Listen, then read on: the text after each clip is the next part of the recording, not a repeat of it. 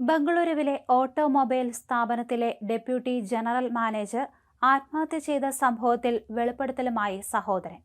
ഭാര്യയുടെ പീഡനം സഹിക്കവയ്യാതെയാണ് യുവാവ് ആത്മഹത്യ ചെയ്തത്.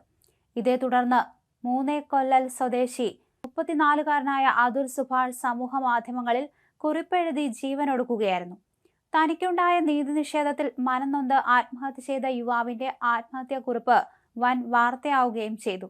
മുൻ ഭാര്യയുടെ പീഡനം സഹിക്കാതെയായിരുന്നു അതുൽ സുഭാഷിന്റെ ആത്മഹത്യ. കള്ളക്കേസിൽ കുടുക്കി വിവാഹമോചനത്തിന് ശ്രമിച്ച ഭാര്യ നിരവധി കേസുകളാണ് യുവാവിനെതിരെ നൽകിയത്.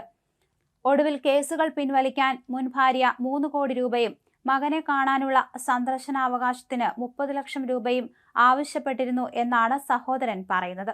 ഇക്കാര്യം ഉന്നയിച്ച് പോലീസിൽ പരാതി നൽകുകയും ചെയ്തിട്ടുണ്ട്. ഇക്കഴിഞ്ഞ തിങ്കളാഴ്ചയാണ് അതുൽ സുഭാഷിനെ താമസിക്കുന്ന അപ്പാർട്ട്മെന്റിൽ മരിച്ച നിലയിൽ കണ്ടെത്തിയത്.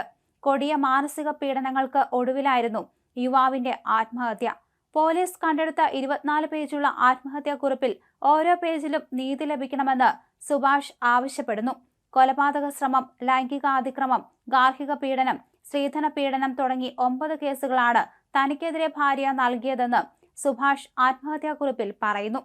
തന്നെ ഉപദ്രവിച്ചവർ ശിക്ഷിക്കപ്പെട്ടില്ലെങ്കിൽ തന്റെ ആത്മാവിനു വേണ്ടി ചിതാഭസ്മം കോടതിക്ക് പുറത്തുള്ള ഓടയിൽ തള്ളണമെന്നും ഈ രാജ്യത്തെ നീതിയുടെ വില മനസ്സിലാക്കിക്കാനാണിതെന്നും യുവാവ് പറയുന്നു.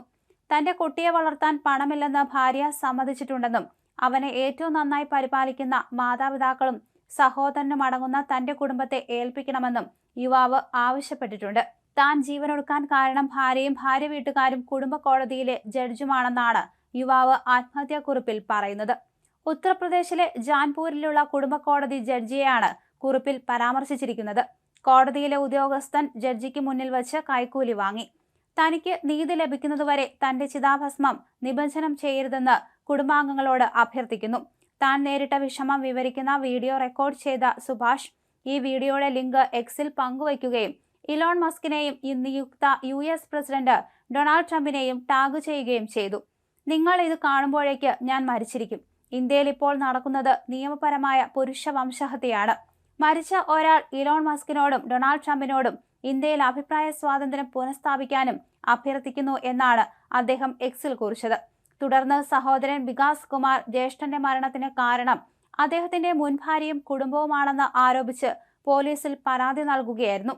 മുൻ ഭാര്യ സിംഘാനിയ, അമ്മ നിഷ, സഹോദരൻ അനുരാഗ്, അമ്മാവൻ സുശീൽ എന്നിവർക്കെതിരെ ആത്മഹത്യാ പ്രേരണ കുറ്റം ചുമത്തി കേസെടുത്തിട്ടുണ്ട്.